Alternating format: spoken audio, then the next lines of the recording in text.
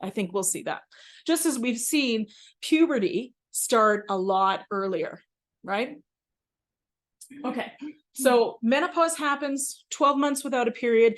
Everything after that is considered post-menopause, although it's sort of casually all referred to as menopause, right? Okay, don't panic.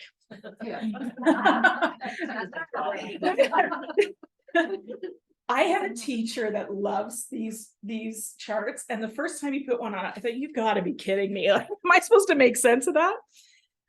The idea is just look at it and let it just kind of take in the information overall. What I want you to understand is that menopause and perimenopause is a hormonal transition, not just, but also physical and emotional. Okay, we start the brain changes of perimenopause in our 30s. Okay, and that's that mood thing I was talking about. And by the way, the remedy for estrogen deficient depression is not an antidepressant. Okay, the cholesterol changes that happen for us as we get further into menopause, the remedy is not a statin. Okay, we'll talk about what the remedies are as I go forward here.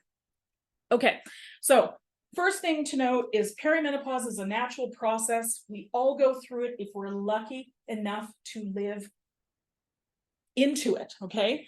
In the year 1901, the average age of death for women, does anybody want to guess? 50. So only in the last 120 years have we lived long enough to experience menopause. That's part of the reason we haven't made that much progress. Also, women were pulled out of medical research for about 30 years. And it's only been in the last 10-ish years that we've started to be included, which means that yes, all the medications you've been prescribed have been prescribed based on a man's physiology. Okay. I don't have to tell you all this, but we are not just little men.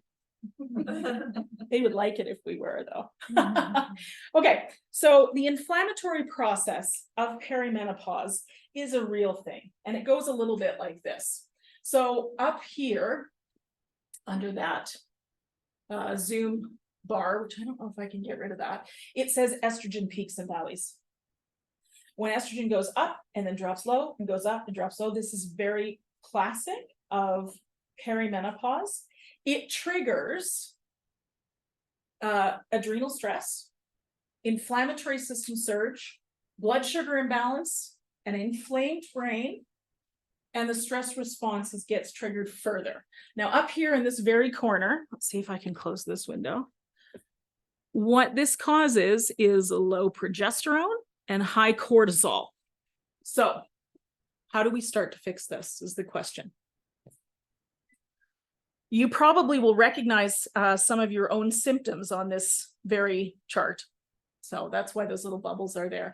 And something I want to mention, because I think this has been particularly important in the last few years, is that we know that one of the most important determinants of our health is our community and our connections to other human beings. And we are doing today exactly what women do. We gather in circle, we come together, we figure shit out. This is what we do. Pardon my French. We figure stuff out. The low estrogen made me do it. The low estrogen made me do it. Okay. The dysfunction in perimenopause comes from our lifestyle choices, primarily stress and diet. The good news about those two things is we have control of them. Even if you have a stressful life, you can change how you respond to the stress. That's what's under our control. I'm going to cover some techniques on that in a little bit. So hold tight on that. So as I was talking about community, this is what we call the biopsychosocial approach to health. Our biology, our psychology is influenced by our social existence. Okay. This is the brain. And this is some of the most contemporary research we have right now on menopause, is how the brain is involved in the menopause transition. And I'm going to guess that you might recognize some of those symptoms. I certainly do. Metabolic changes means weight gain. That's a brain phenomenon. We don't think of it that way, but it is a brain phenomenon. Lack of focus. That one makes me laugh. Thank God I have notes in a few different ways, and you all to keep me on task. So anxiety, forgetfulness, loss of libido. Libido is actually a brain phenomenon. We don't think of it that way, but it is. Reduced cerebral blood flow is a big deal. So it means that the parts of your brain that are used to having a certain amount of oxygenation get a reduced amount. As estrogen leaves the building, our ability to connect with others, our job, our purpose leaves the building. And now we start to feel like a low mood. So we go to our doctor, and our doctor says, this isn't menopause, you need an antidepressant. Okay, sometimes that's true, but I think there's better remedies for that, which I will talk about here in a minute. With the estrogen decline, inflammation ramps up. With low estrogen, we have less neurons, we have less volume in our brain. We lose the ability to easily connect neurons to neurons, create new neural networks. Well, that's something called neuroplasticity. That declines at perimenopause. Okay. Now, the good news about that is less processing power. That was the other thing I had here. The good news is what we see is that when a woman goes all the way through menopause, that returns. The brain power returns. The brain figures out alternative fuel systems. Okay? It can't do that when there's estrogen deficiency. Okay? Now, it's really interesting to me that the areas of the brain that decline in perimenopause are the same areas of the brain that decline in Alzheimer's disease. Alzheimer's is the number 7 killer on the planet, okay? Most of us will meet our maker through heart disease or cancer, but Alzheimer's is up there. And this is a really important thing to think about. These things are all modulated by the loss of estrogen in the brain. Okay, so where do we interrupt the pattern? As I said, 120-ish years ago, women didn't even live long enough to get through this. So the menopause science is emerging, and it's changing rapidly at a rapid pace. Have you noticed people are actually talking about it?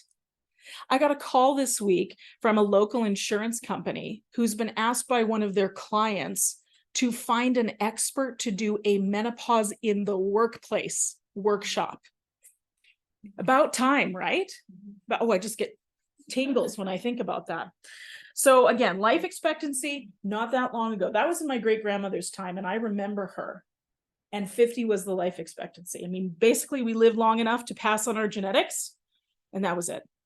Men, by the way, was for the same year as 48.3, if I remember correctly. Okay, so let's talk tactics now. So if we're talking about inflammation, it's really important to reduce stress, which sounds so trite when I say it. Literally, when I'm recording a podcast and I say something like that, I can literally hear women laughing, even though I can't really hear them yet.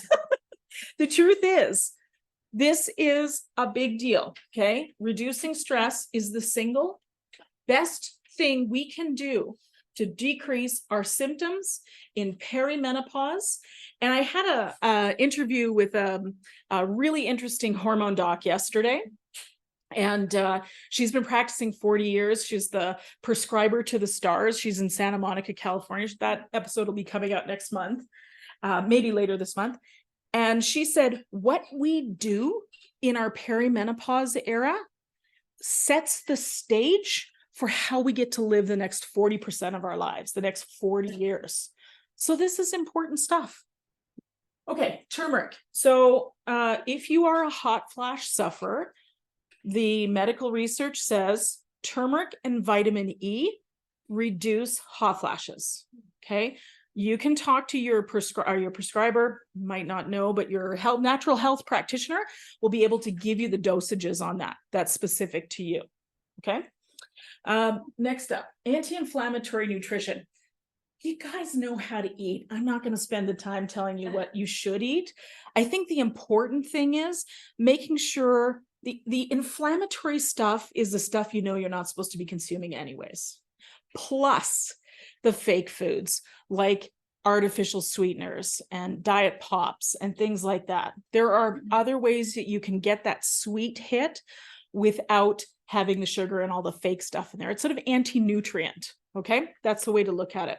So again, these are all high overview, so I leave some time for Dr. Vikki to talk. Stability of the blood sugar is really, really important for menopause symptoms and for brain health. This is not just a conversation for people with diabetes. This is all of us, because depending on what we eat, when we eat, and the amount of stress we're under at the time we are consuming food, potentially that blood sugar can go up after we've consumed it, and then it crashes. So when it goes up, you're happy, you got lots of energy, you want to dance, and then when it crashes, you want to nap, and everyone's an ass, right? That's what happens. And then the recovery to that is you're Captain Hangry. Nobody likes to be hangry, right? It's such a gross feeling. So stabilizing that blood sugar, really, really important. One of the ways I think is the best, most effective way to stabilize blood sugar is intermittent fasting. Now, I know there's going to be questions about this because there's two things I get asked about most in my practice, and this is one of them. So we are not little men. We cannot intermittent fast like a man. Most of the information that's available on fasting is about how men can fast. Okay, so here's how we do it. First of all, we don't do it every day. And if we're having a menstrual bleed, we absolutely do not do it. I mean, there's nothing like that moment where you're like, getting ready to fast. Woohoo! Uh-oh. Actually, I'm never really that excited about fasting, but you get the point. I've seen fasting become disordered eating really easily in women. And I think that's because most of us grew up in the diet culture. And so I want to say this with a big asterisk next to it, which is you are not eating less food. You're eating it in a shorter window of time. So if you did something like a 16-hour fast with an 8-hour eating window, you're going to consume all your calories in that 8 hours. That's really important because one of the things that happens for us as we get older is that we do not consume enough protein, which Dr. Vikki is going to talk about. So, and that's the first one to go. We're like, ooh, if I've only got 8 hours, I got to get all the carbs in, right? And then if you've got a little bit of hunger left, you might decide to consume some protein. Okay, so that's a really important thing. Never during your period, 16. I don't favor long fasts for one very specific reason is that most women that I know that I've seen in my practice, myself included, my friends, my networking groups, most of us are stressed, and that means our adrenal glands are taxed. And when they're taxed, adding a long fast makes that all worse.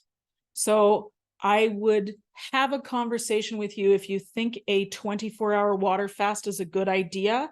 I'm going to disagree hardcore with you.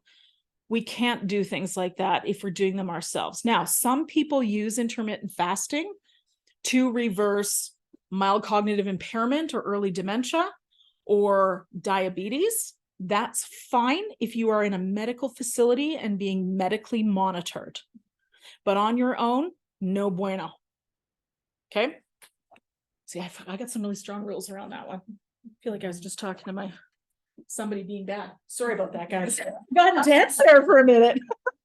Actually, I've seen this one go sideways a pile of times. And there is actually a podcast episode that I recorded. I'm going to guess it's somewhere in the 90s, probably episode 92 or 93, where I talk about the very thing about how to fast when you have a female body. Okay, you're biologically female. Okay. The next thing I get asked about is hormone optimization. Yes, we are going to talk about HRT. Okay. That's, like I said, that's the second biggest thing. So could you benefit from hormone supplementation? Potentially. This is the question to ask your prescribing doctor. Am I a candidate for? Your doctor knows your health history.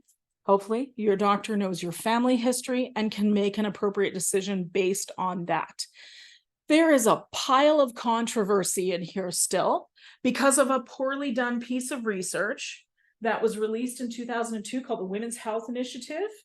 You will remember, the women in this room will remember their mothers and grandmothers being pulled off their hormones. Okay. Here's what the research tells us about that now. We actually have a 36% decrease in Alzheimer's incidence if we're taking HRT. That's a third plus. Now, anybody in this room have a family member with dementia or Alzheimer's? Exactly. When I read this, I was mad as hell because I want to know if my mom and my grandma could have been okay if they'd stayed on their hormones. So this is personal for me too.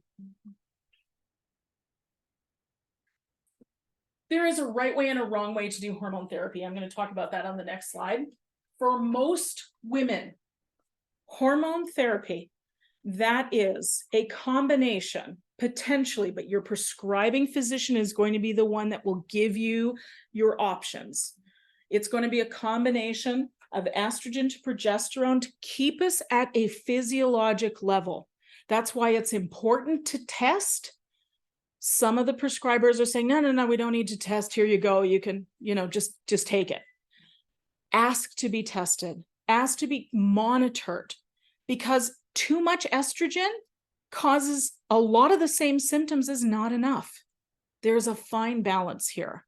And our doctors are just getting up to speed now with the contemporary research on what is the appropriate way to prescribe hormones or hormone therapy or hormone replacement therapy. These are all the same terms, okay? But for most women, hormone therapy will decrease heart disease, Alzheimer's, and osteoporosis. That's a huge number of women that have those conditions. This is something to be paid attention to. In a million years, I never thought I'd be talking about hormones with women the way I do and saying, we need to be taking this. We need to take a good look as to see whether or not this will help us live a better quality of life for the next 40 years. But here I am. So that shows you how much research has advanced. Okay, so not everyone wants HRT. There are non-HRT options for menopause, which we will talk about. I think Dr. Vikki's covering quite a few of them. Yes, perfect. Because I get asked this question all the time, and I know this topic well, I'll talk about it, and we can fill in the details of if you don't want to do HRT, what it is you can use instead. So individualized is best.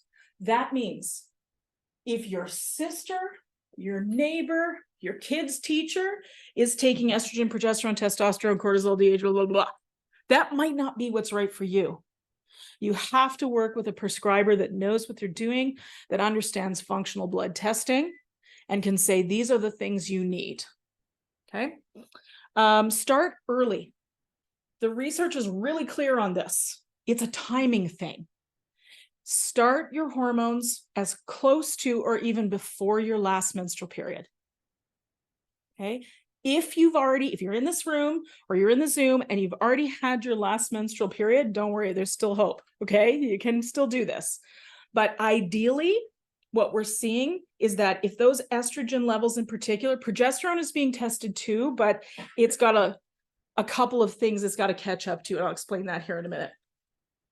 If we keep estrogen at a fairly physiologic level and that big dip never happens, then we never turn on the epigenetics of the ApoE genes, which are the Alzheimer's and dementia genes, okay? We never turn on the inflammatory processes that land us in heart disease and osteoporosis. So early is best. Now, these are really important things I'm going to say to you when you go talk to your prescriber and say, am I a candidate? The safest way to do hormone replacement therapy, and I should say, I'm not a prescriber, I'm just a geek that reads the research, okay? So you have to have this conversation with your doctor. Skin application of estrogen is the one that does not have the same level of side effects as what we were concerned about before.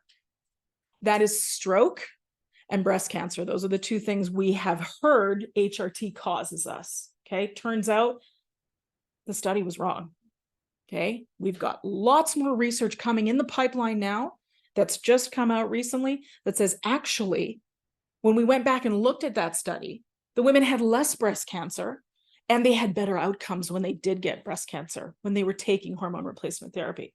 But the women that were put on the HRT in that study, the Women's Health Initiative, were older, so they were long past their last menstrual period and not particularly healthy. They had health issues.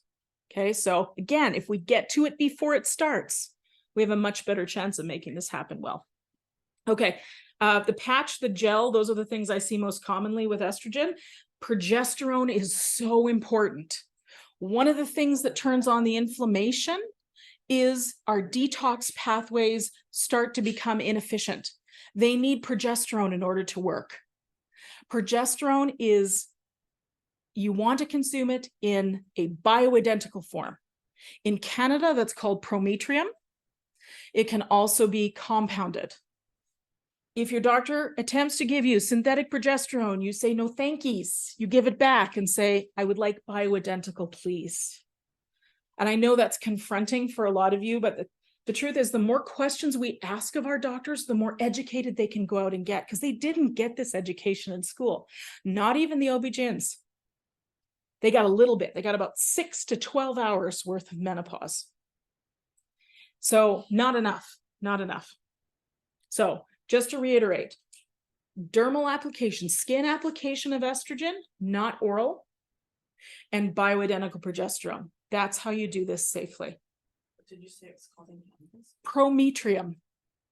Yeah. This is where you take out your phone and take a picture of this slide.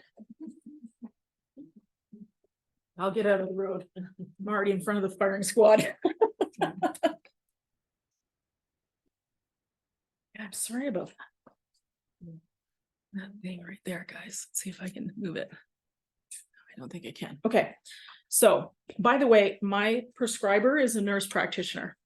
So look outside of, who you've been interacting with. If they say no, you can look elsewhere. Yeah.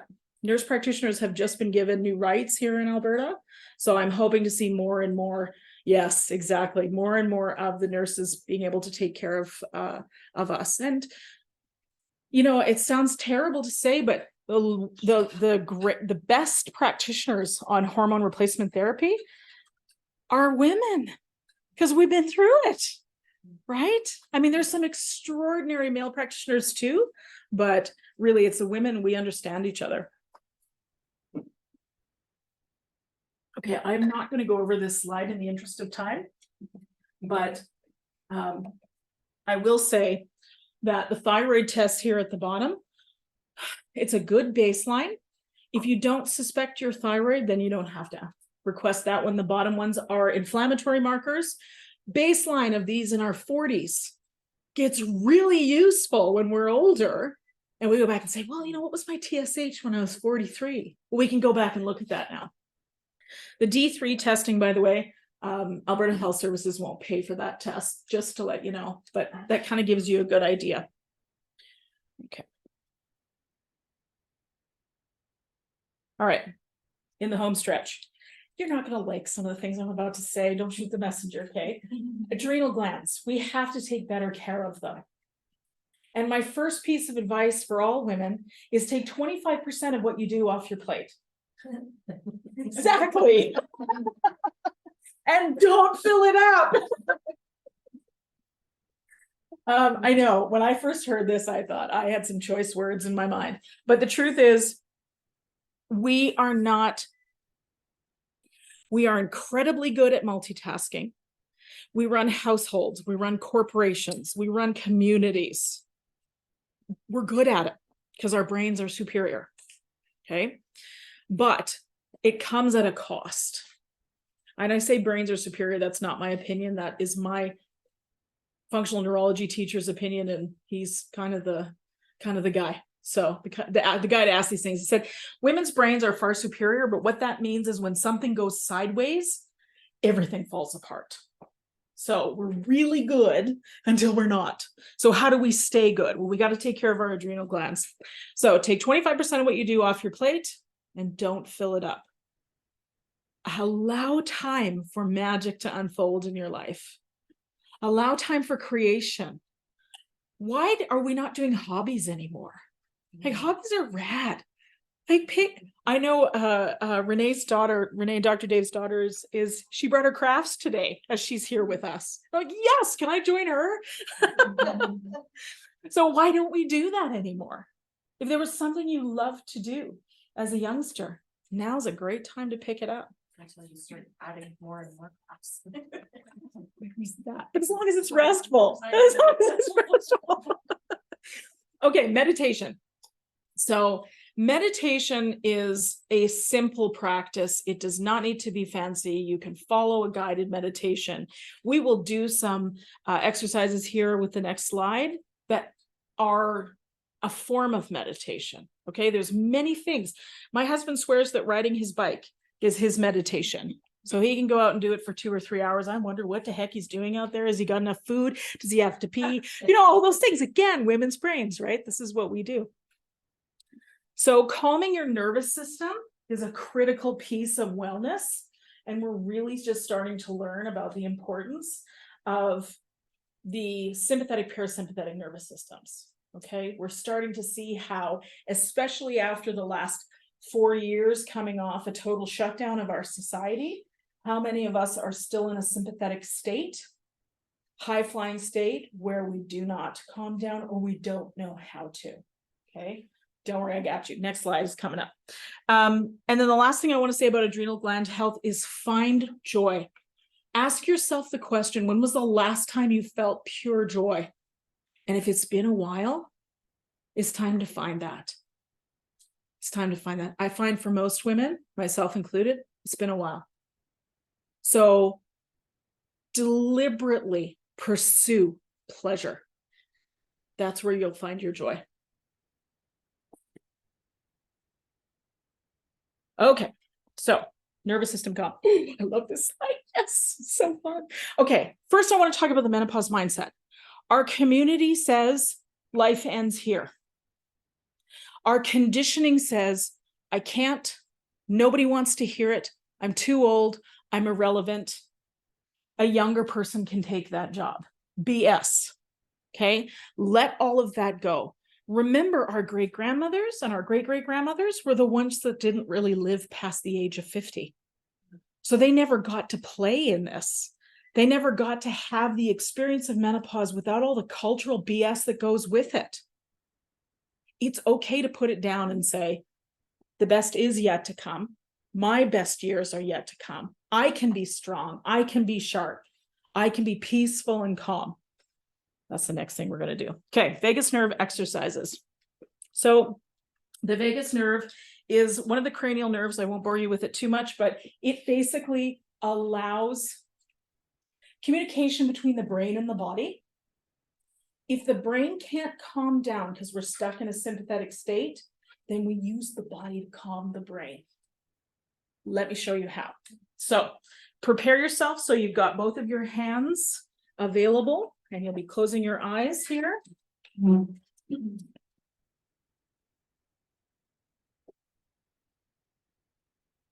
Okay, the first thing I'm going to teach you is something called safety breathing, which I teach all my concussion patients, all my neuro patients. And that is, you're going to exhale longer than you inhale when you're intentionally breathing. So we're going to breathe in through our nose for the count of 4. We're going to breathe out through our mouth for the count of 8 when we get there. When you breathe out through your mouth, purse your lips like you're blowing out a candle. That will allow you to have a nozzle so you don't out all your breath and you're going, oh my God, 670, right? We don't want to do that. That defeats the purpose purpose. The way this works, because I think it's really helpful to understand this, but it might just be the science geek in me, is that if you're being chased by a tiger, you're not exhaling longer than you're inhaling. You're going, you're trying to get oxygen to the brain, to the muscles, so that you can move your butt and get out of the way. So this is a way we reverse engineer calm by telling the brain that the environment is safe enough for us to exhale long. Okay? So we'll do 3 breaths together. I'll guide you through it. You can close your eyes if you wish. I like to put my hands on my chest. You can put one hand on your chest, one hand on your belly, whatever feels good. Okay? And you're going to take a nice deep breath in through your nose for the count of 4. Here we go. Out through the mouth for the count of 8.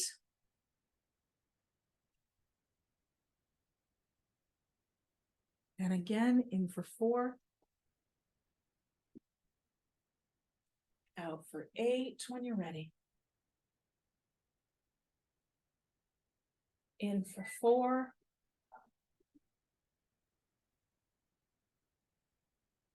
Out for 8.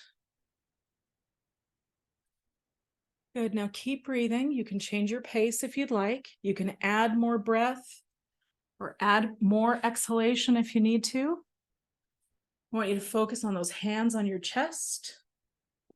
And the words you can say to yourself, if it feels good, is I am safe. And you can feel that calm come over you.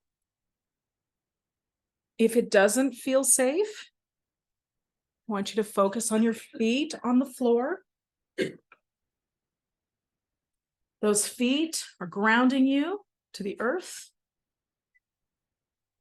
You can imagine big, wide roots growing out the bottom of your feet, grounding you to the earth. Now I want you to feel your bum in the chair. Feel how the chair is holding you solid, holding you to the earth. It's the certainty of gravity. It will not change. Mother Nature gives us a hug with gravity. We are held always. You can always return to this place, this state where you are safe and grounded. Now, as you continue to witness gravity holding you, witness your hands on your heart, giving you a hug. I want you to imagine that air coming in on the next breath, coming right in through the nose, through the throat, through the lungs, and touching the ribs on the back side of your body, right above your waist. Imagine that air going to the back ribs. You are grounded. You are safe.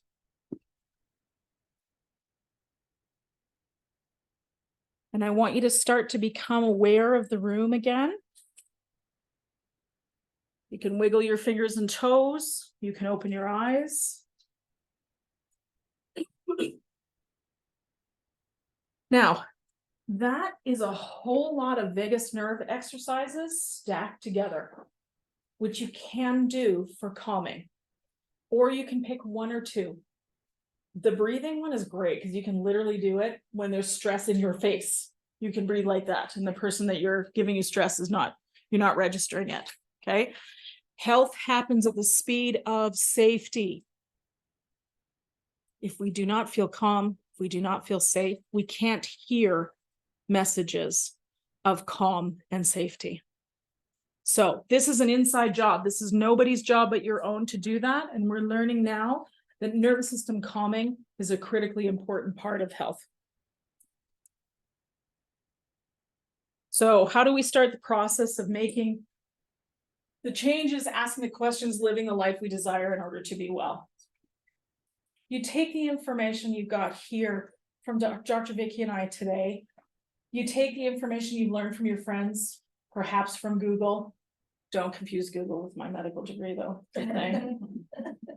Don't Dr. Google, Dr. Vikki and I, and the other practitioners here at AST, we are informed about menopause and we can help. So don't hesitate to ask. Talk to your friends and your family about menopause. The more we speak it, the less weird and taboo it is. I'm at the point where some patients in this room will understand. I see it, I'm like, how's the meno? I say to my family and friends, how's the meno? And at first they're like, you asking me how my periods are? That's weird. But the truth is, if we ask about it, then it's not strange anymore. I could go on forever, but I will turn over the stage to Dr. Vikki. Thank you for listening. Well, that was great. Very hard act to follow. Okay, let's get your slides up. Here we go. Here, let's start. Yeah, perfect. All you. Okay. All right, guys, I'm just going to briefly go through traditional Chinese medicine, how it applies to menopause or hormones in general, and just holistic ways we can deal with it, right? Like the nice thing is you can do steps leading up to then doing the hormone replacement, right? Like there's just so many pathways to go on. And a lot of this stuff, there is no side effects except feeling good, right? Like, you know, if this one thing doesn't work for you, you try another until you kind of get your own formula together kind of thing.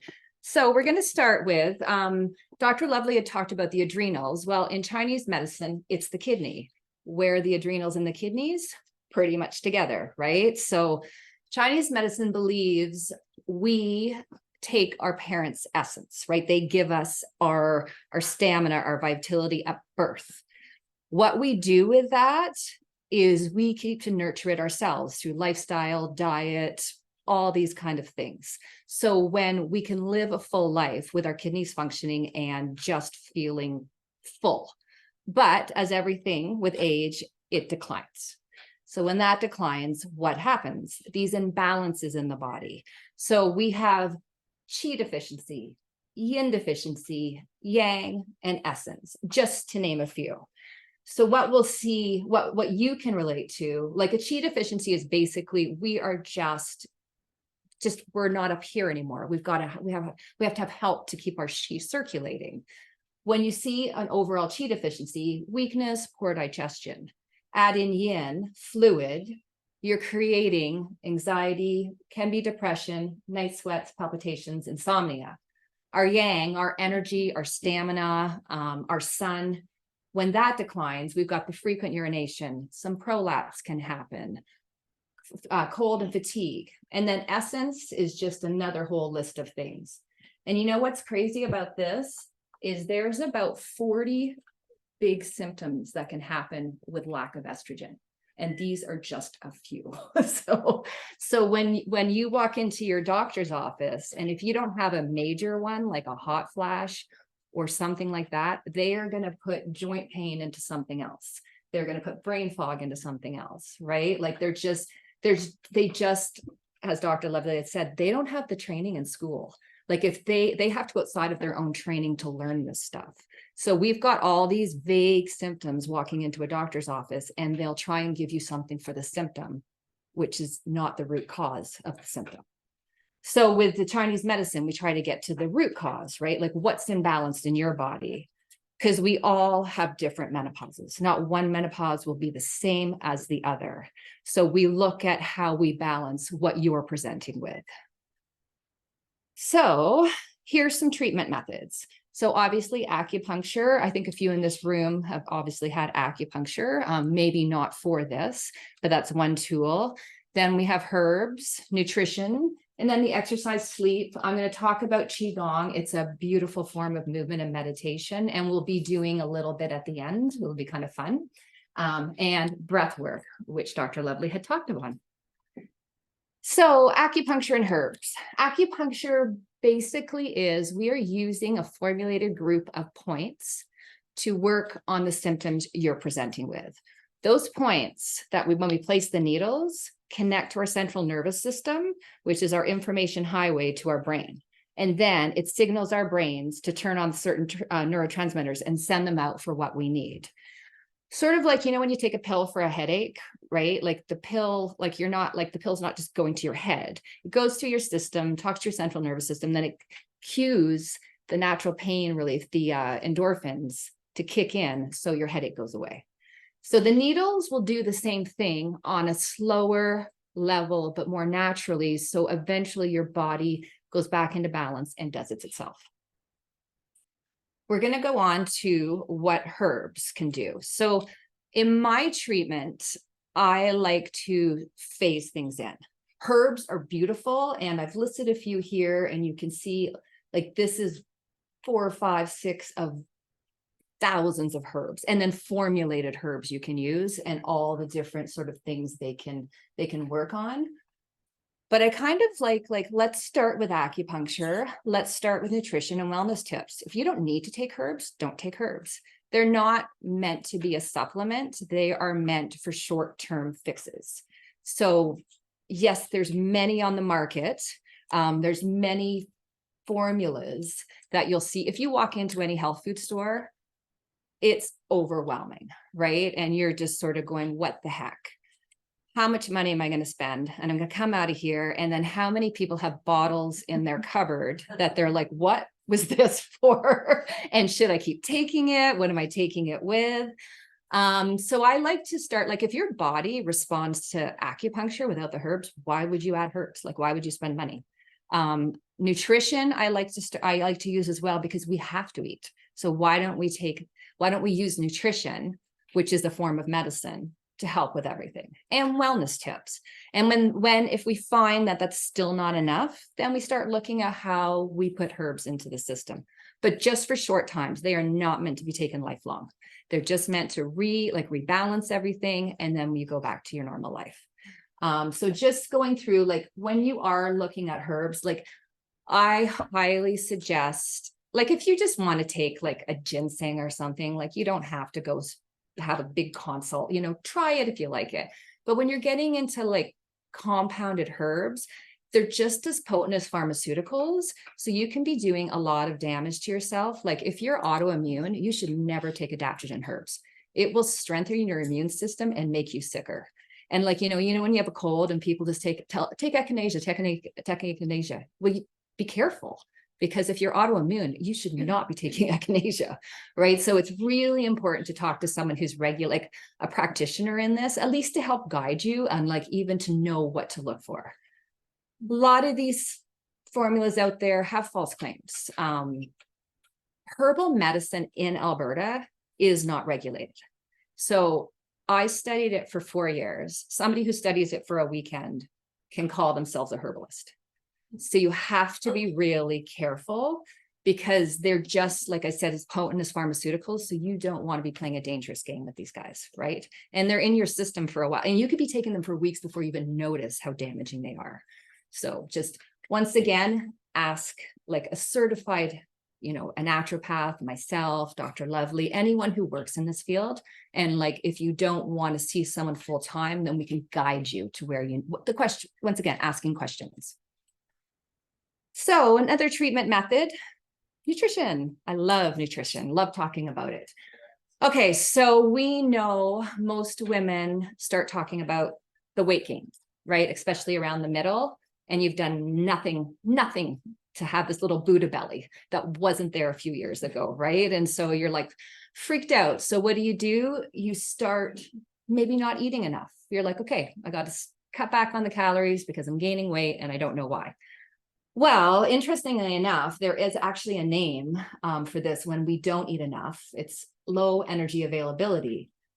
What that will do, if you are not eating enough, your body will take your muscles, break it down, and store it into fat, because it's in survival mode. So your body will protect itself. You think you're doing well, but your body's like, nope. Yeah, I'm gonna keep more fat in there because apparently something's going on and I'm not getting enough food. So we need to eat enough. I mean, like not going to like a buffet every day, eat enough, right? But just making sure your calories are matching your daily activity level. Easy to do, lots of information and lots of great books. Once again, we can help with that as well, like figuring out what you need to eat. And when we're talking about, once again, this low energy availability, if left for long enough, it starts to play havoc with everything in your system, right? Brittle bones, dry skin, anxiety, thyroid issues, and then the list goes on. And when you start getting complicated conditions like that, unraveling them is really hard, right? You're doing treatments for a really long time and you shouldn't have to. So if I can't say enough, make sure you're eating enough. All right, eating enough. What do we eat, right? So basically, I mean, we all know this. Whole foods, less processed, right? Easily said than done. We're busy. Sometimes you just want to grab something and go. And that's okay. You can do that. I kind of like what I'm saying here with the plant and animal protein. In your day-to-day life, if 70% of the time you're eating well, have fun with the 30%. The 70% will take care of the 30% because we're humans, right? We're meant to enjoy food. Nutrition is great in that 70% to keep us healthy. And then the 30 is just fun, right? Like trying different restaurants, and not being stressed when you go out for dinner and being that weird person that keeps the waiter at your table for a really long time going, can you take out this? Can you take out this? Can you take out this? Like go and enjoy food, but just know that your basic day-to-day stuff should be geared more towards health. And speaking of what to eat, protein, especially with the hormonal imbalances in menopause, we really need our protein. We need our muscle mass. We just need to stay strong. And we just need our muscles to just help us move. If you're a really highly active woman, you need to be eating protein within 30 minutes of an intense workout. It keeps the muscles from breaking down too much. And so I usually have like the healthiest kind of protein bar I can find. I have a couple in my car, a couple in my backpacks, right? Or, almond butter, like it can be any kind of protein, right? Even grab a piece of cheese. It does not matter. Just try and get it in within the 30 minutes of activity. And it's just going to make your post recovery amazing. And you're going to feel better too. And it's great for sharpening the mind as well. All right. Plant-based protein. There's so much out there. Try and avoid the fake meats. They're just filled with additives and preservatives. Once again, 70-30. If you want a plant-based burger, have a plant-based burger. Just don't make it your main source of protein. Protein is in more foods than we know, right? Like take quinoa, for example. Great protein, right? Adding other stuff into it. There's your protein. So it's just being really important to know plant-based, not to eat too many chemicals. Look at recipes that are plant-based protein smoothies, right? Or salads. And then if for animal protein, if you lots of people eat it, and I think it's great that we do, but make sure you know where it's coming from. You don't want it filled with antibiotics. You don't want it filled with hormones, because then all this great work you're doing is just getting thrown out the window. So local butcher, Superstore is like really into hormone antibiotic free stuff. It's becoming a lot more affordable and readily available. You don't have to go to the high-end health food stores and pay $50 for one chicken breast, right? That is just not sustainable. So we want to enjoy eating, but we also want to make sure that we eat the foods that do not mess with that endocrine system. Because once that gets out of whack, it regulates so much, just like estrogen and like the endocrine system, like they just do so much in our bodies that we need to keep them as balanced as possible. All right, exercise. Exercise should be fun, right? Like we shouldn't have to like drag our butts out of bed and hate every moment of it, right? So what do you do? And also you can do it on any budget. You do not need expensive trainers, expensive gym memberships at all. You can do everything in your own home. You can do it outside. You can do it in the mountains. You can do it wherever. If you're gonna do 3 things for menopause, you want to lift heavy, you want to try and jump, and you want to stretch. Lifting heavy, we need that muscle mass now, right? And if every fiber is being used in a heavy lifting, it can almost mimic an estrogen-like response in the body. It's kind of cool. There's a lot of science, but I'm not going to go into the science behind it, but it's really cool.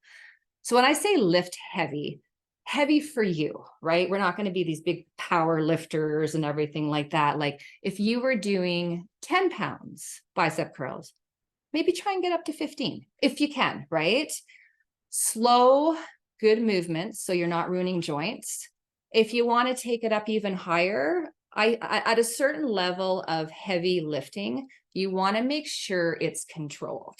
So that's more of like a bench, right? Or a pulley system, because you don't want to be having heavy weights above your head that you can no longer hold, right? So when you get to that really heavy, if that's where you want to go, right? But heavy lifting is literally just making sure it's really hard to do after 10, like really hard. You're not on autopilot going, all right, I lifted heavy, right? So yeah, so think about that. And jumping is really good. Just bone density, right? Posture and stability as well. How I jump, because I hate running, like it's the only sport I hate. So I'm like, okay, I gotta take that out.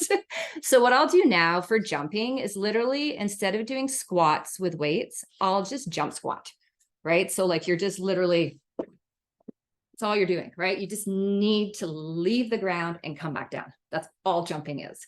Like when we were kids, remember skipping was fun, right? Skipping rope or skipping to school or skipping with your friend. We got to try and get that back in. 10 minutes, 3 times a week is all you need to do to jump. And then stretching.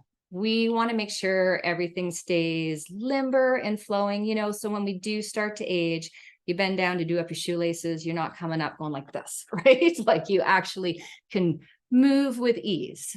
So I would lift heavy, jump, and stretch. Those things are going to get you just a really good body.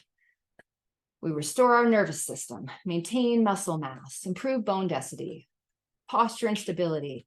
Gosh, do we need that? I treat a lot of elderly clients, and balance issues are key, right? And they didn't live in a generation where you did stability exercises, right? That just wasn't a thing. But we can, right? So how do you keep your body stable? By doing those 3 simple things and having fun with it too, right? All right, the lovely sleep. Yeah, who here actually sleeps well every night? Oh, a few, yay, good for you guys. Unless I'm having a hot flash. But... Oh, okay. Yeah, sleep is crazy. I've never been a great sleeper because I'm a light sleeper, but now that I'm in menopause, I'm like every night it's on my mind before I'm going to sleep. Will I sleep tonight? How well will what time will I wake up? Right. So you're just like, oh, sleep. And we need it. Like that's where we restore everything, we rejuvenate everything. Our human growth hormone, that's when it's activated. And I didn't realize till I started putting these slides together, the secretion of this hormone happens between 11 and 1 p.m. So if we're not in a deep sleep, we're not restoring the way we should be. Add that in with our decrease of melatonin and estrogen, like that's crazy, right? Like we are swimming upstream. So how do we get, like, we don't even need a long sleep. We just need some good deep sleep. And there is, once again, lots of things on the market. Like there's great herbs that can help with sleep. Obviously sleeping pills, lots of sleep hygiene, which I'm going to get to next.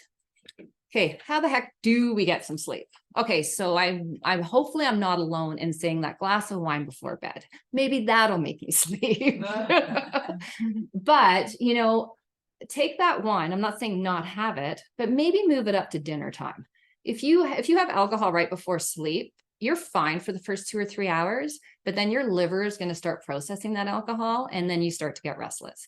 So you're actually more tired in the morning because now your liver is working harder than it should be while you're sleeping. Kind of the same goes for the falling asleep on an empty stomach. You don't want to be digesting while you're sleeping, right? Like you want to go to bed and everything just quiets down. There should be not a lot going on except restoring and rejuvenating. Obviously, shutting off electronics, pretty hard to do. I know everyone's kind of glued to their electronics, but super important. Like I use my phone for my alarm, but like in the last 2 months, I put on airplane mode now.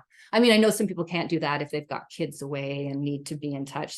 So you find a different way. But for me, I'm like, why do I need a text at 3 a.m. from my crazy friend that can't sleep herself? All right. Yeah. So that's a good one. And then taming the monkey in our mind, right? Do we really need to be doing all those lists at 2 o'clock in the morning? Do we need to rethink, what's happening in the meeting, the next day at 4? No, we don't. We've already been thinking about it all day long. We're going to think about it over breakfast. So most of the people I treat, I'm like, if you can, like, write it down, put it on a piece of paper, because when you wake up, you've addressed it. Nothing's going to be lost, right? You'll have it for the next day, and then you can just try and quiet your mind. Blackout curtains help for me because I'm, once again, a light sleeper. So waking up and seeing a slit in the curtains, I'll fixate on it. I don't know why, but I will. So it's just nice to have everything. I have a fan in my room, the white noise. I know there's a lot of white noise machines that are great too. Exercise according to sleep habits. So a lot of people get stuck in, I always worked out at 5 a.m. I'm going to continue to work out at 5 a.m. I don't care if I've had the crappiest sleep in the world. Well, maybe we have to rethink that now. Like, I used to love working out at 5:30 in the morning. I'm not working out at 5:30 in the morning anyhow, because sometimes I'm not getting to sleep till 3 or 4. So where do I put my activity? Now I put it according to the way I slept. Still want to be able to be active, but I'm not going to force myself to get out of bed when I've just gotten into a good sleep, right? Like the sleep is number one, and then the rest should follow. Sleep and nutrition. Keeping it cool. So some really good tips. They are like, there's great cooling sheets out there now, which I've tried a few of them, are pretty nice. Once again, the fan, even having a little cool shower before you go to bed will kind of drop the temperature down a little bit. Probably won't keep it all night, but it's a good way to kind of start to ease in. So just kind of keeping that environment in your bedroom. And the deep breathing. We need to be in rest and digest, parasympathetic. Like fight or flight, great when the tiger's chasing you, right? Great when we need it, but we're living up here too much and we need to be down here. And that's where you drift into sleep. So doing the vagus nerve reset, doing the deep breathing, there's so many breath work things out there now. A lot of them include counting. And gosh, I remember when I was younger, it'd be like, count sheep to go to sleep, right? It's the exact same thing. You're counting and you're thinking about your breath, so you're not thinking about anything else. Easier set, pick 2 or 3 of these. You don't have to go home and all of a sudden be like, yeah, you know what I mean? Like, to slowly incorporate things in, and it will help. I'm not going to say it's going to give you a good night's sleep every night, but they're really good tips to just sort of maybe calm you down more. Okay, movement, Qigong. Has anyone here done Qigong? Yeah, it's beautiful. What I love about Qigong is it's not structured. So like with Tai Chi, it's a very structured movement, right? Where with Qigong, like if you put your arm out here, it's not wrong, right? If you sway over here, it's not wrong. It's a gentle series of movements and breath work designed for health.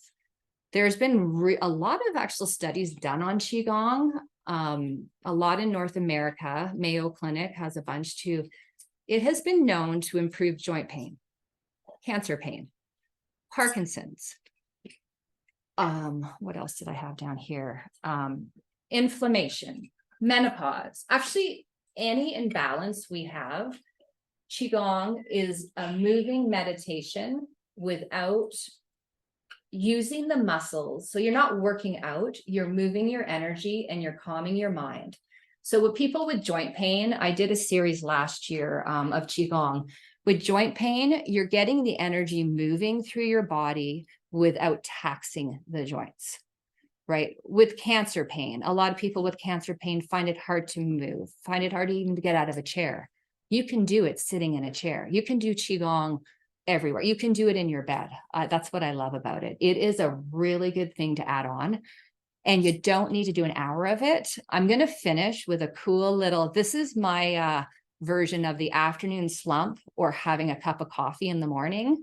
We're going to go through about 3 minutes of just waking our bodies up. If everyone's okay doing that.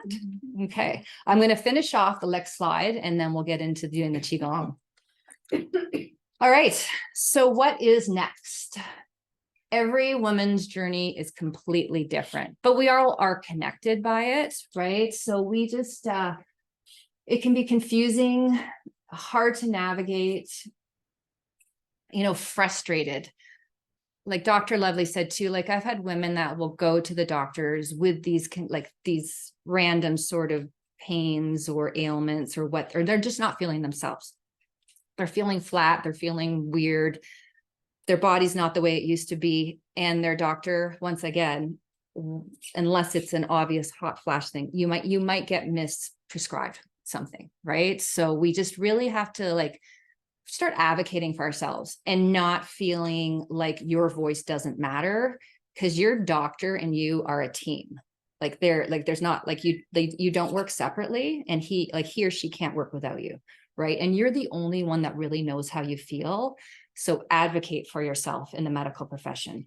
They're not as trained, right? Find some good practitioners. Another thing too is take time for you. Take time for yourself, right? Like we're important. And like, I don't know why taking care of yourself became a bad thing for so long. It became frivolous if you took time out of your day. If you weren't busy, then you weren't like important. Like I remember about 10 years ago, I was treating down in oil and gas world, right? And so a lot of A-type high energy people like work 12-hour days. And they're like, oh no, like I can't have coffee till next like Thursday. And it's a Monday. It's like, you're that busy. You can't even go for coffee, right? Like that's crazy. Not taking lunches, right? Like working through lunches, putting everyone before yourself. You really have to take time. Oh, sorry, I'm going way over. Take time for yourselves. So, and just advocate for yourselves. Okay, well, that is it. We're going to do the Qigong. I'm not sure if we want to do it on Zoom or not, but I'm going to lead the class in a quick little Qigong if you guys are ready. All right, I'm going to get everyone to stand up. Let's not change this. So to you. Oh goodness. I didn't even realize. It's great. You can go ahead if you Okay. want to start. All right, so this is when you're just feeling draggy. Okay, so we're just going to start moving and we're going to start just tapping the kidneys, right? So this is called knocking on the door of life. So we're just sort of like giving them a little punch. And remember, the adrenals sit on top of the kidneys, and that's our energy and everything. So yeah, so we're just sort of kind of get into a flow. And then when you're ready, we're just going to start taking, and then we're going to start hitting the lungs. So just the good lungs and kidneys, just nice taps, waking everything up, getting the oxygen going.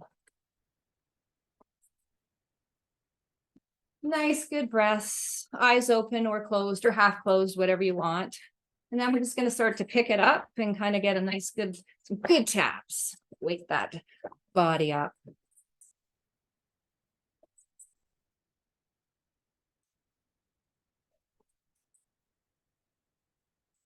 All right. And then when you're ready, all we're going to do is do some tapping up the inner thighs and outer legs. Just tap, tap, tap, tap, tap. Wake up all that energy on both sides. Nice taps. One more time on each side. All right. And then we're going to kind of sort of gut punch our abdomen. All right. And then we're going to beat our chest like a good gorilla. Get the lungs and heart going. Back to the kidneys. Punch yourself. Get yourself waking up. Abdomen, chest. All right. And then we're going to start jumping around like we're kids in a playground. Just a little shake everything, like get everything shaking and have fun with it, right? Like remember when you were younger and you had to pee your pants and you're like, oh my God. Or when you're older and you got to pee your pants. Yeah, and just like it, you just want every energy, every molecule moving in the body. Kind of like you're a little shaker. We're just gonna do this for about 30 more seconds. Move the arms, make sure you're dancing around. Nice, good breaths. And then we're gonna calm, widen your stance, close your eyes, and just feel that energy.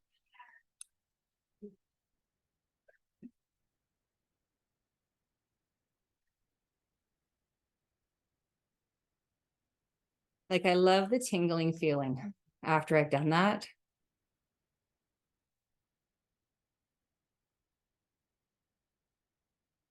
And then sometimes I'll finish off where I'll just grab some energy from the ground, bring it up over me, and just let it come down. Just grounding ourselves back.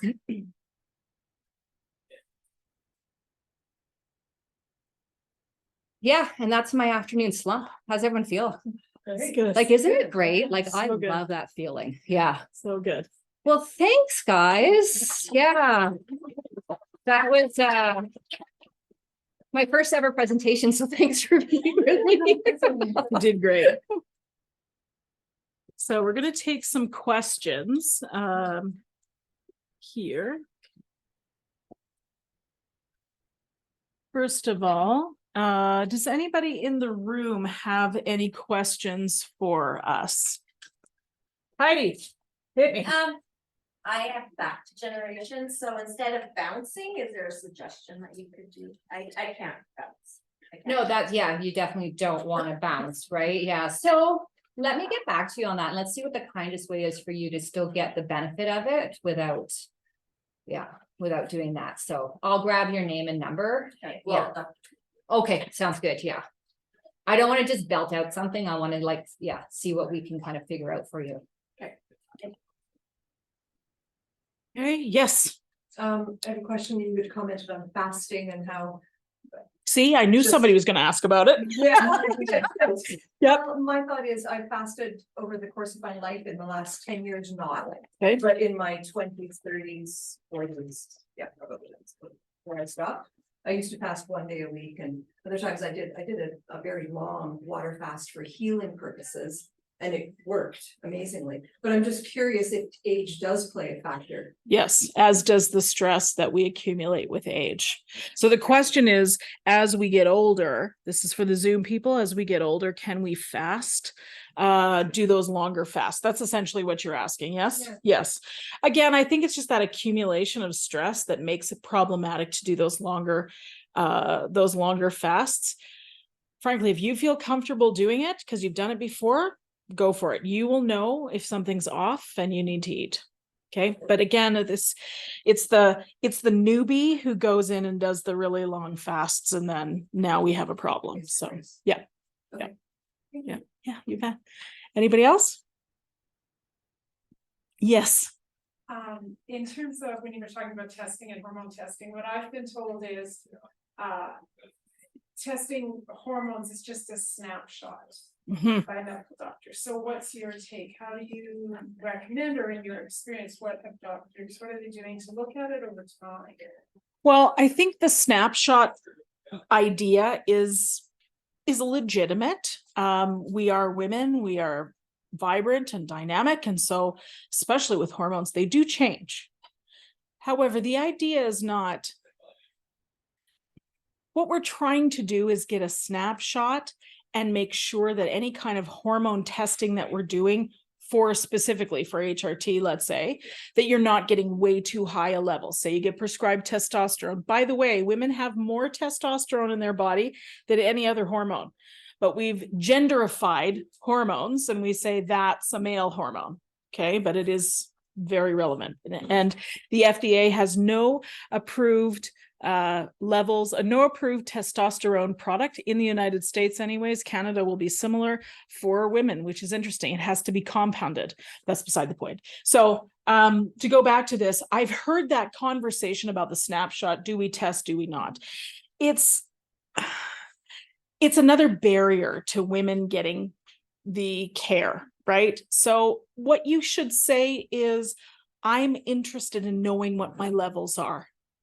It's good to remember that health is you. It's not your doctor, it's you. So if they suggest something that you're not comfortable with, say so. Say, that's fine, but thank you very much. But I think I'd like to know what my estrogen levels are doing. And your doctor has the right to say, I won't test that for you. And in which case, then you find a doctor who will. I know it's a tough environment all the way around. But I think it's really, really important to monitor hormones when you are on hormones, or if you have symptoms and you don't know which of the hormones potentially you might need, you got to take a look. You got to take a look. And a blood test starts it. Saliva test is superior. Your medical doctor does not likely have saliva testing as part of their toolkit. Some do, some do not. And it's definitely not covered by Alberta Health Services. Okay. And how often would you recommend the saliva / blood work be done? First of all, my doctor won't do it, but but if we wanted to do it ourselves, like, okay, we've started on, because she said, just go by your symptoms. Yep. And then, if they improve, obviously it's the right dosage. Well, Yep. Duh. Yeah. So is it every year? Is it every? Minimally. And when you're starting off with something new, I think it's a good idea to test within 6 months. And sometimes then less. And then same with mammogram? Oh, you stepped in it now. All the studies say that it doesn't affect breast cancer, or the new studies. Yeah. Yeah, I was gonna say we're gonna need some bottles of wine, Renee. Come on. Yeah. She gave you a ref and she said, start your hormone therapy, but get your mammogram done. Well, do you want your baseline of your mammogram? Or is your year ago mammogram enough as a baseline? Because but again, if you have breast cancer, I'm thinking hormone therapy doesn't change that. Like, again, we can have a pizza conversation with that. Yeah. But Yeah. so should I be running and getting a mammogram right away before you start running? So I don't want to speak against what your doctor has recommended. However, those of you in the room that know me just spoke up. In the back row, of course. All the bad kids are always in the back row. Anyways, how do I want to answer this question? I think you should follow your doctor's recommendation. This is, after all, being recorded. So I'll leave it at that. But can I introduce you to the lady in the back row? I think you should have a chat with her. Yeah. I had a mammogram, not a mammogram. I had mammograms for years. I had cystic breast tissue. And last year I had a full mastectomy, double mastectomy. So I was radiating my breast tissue for 15 years, 20 years. That maybe didn't.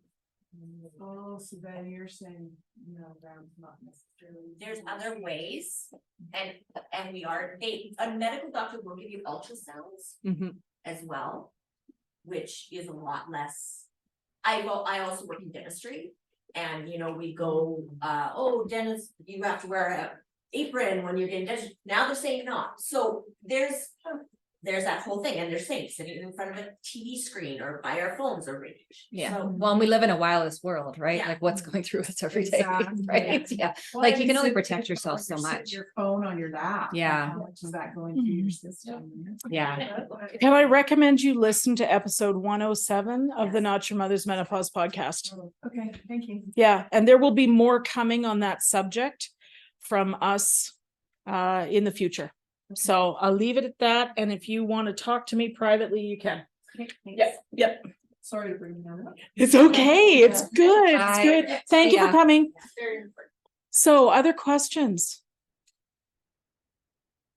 Yes, please. There's a long list, but I want to ask more. Please do. Do you have any comment, if we're kind of running out, on men's process? Obviously, it's another whole world, but what happens for men? Yeah, so they go through something called andropause.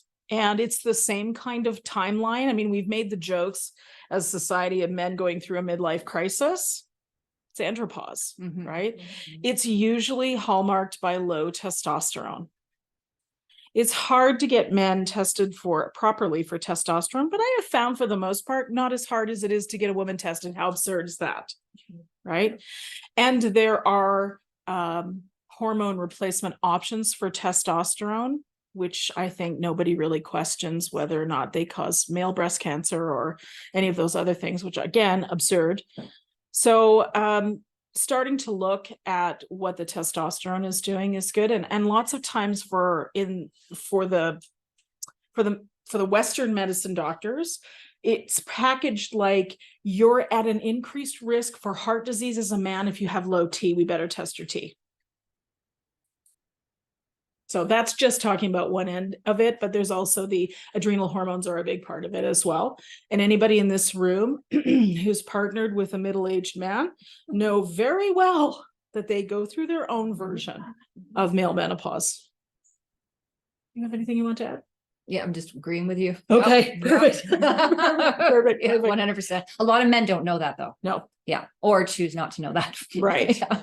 I love what you said about the muscles acting as an endocrine function. I love that. That's so good. That's true for men as well. Yeah, Yeah. yeah, yeah. Yeah, we got a lot of stuff in our bodies we can utilize that we forget, right? Yeah. Anybody else? Okay. I have a question. Yeah. I recently called about something totally different and they said nutrition is now covered under healthcare. Is that supplementary healthcare or just the base?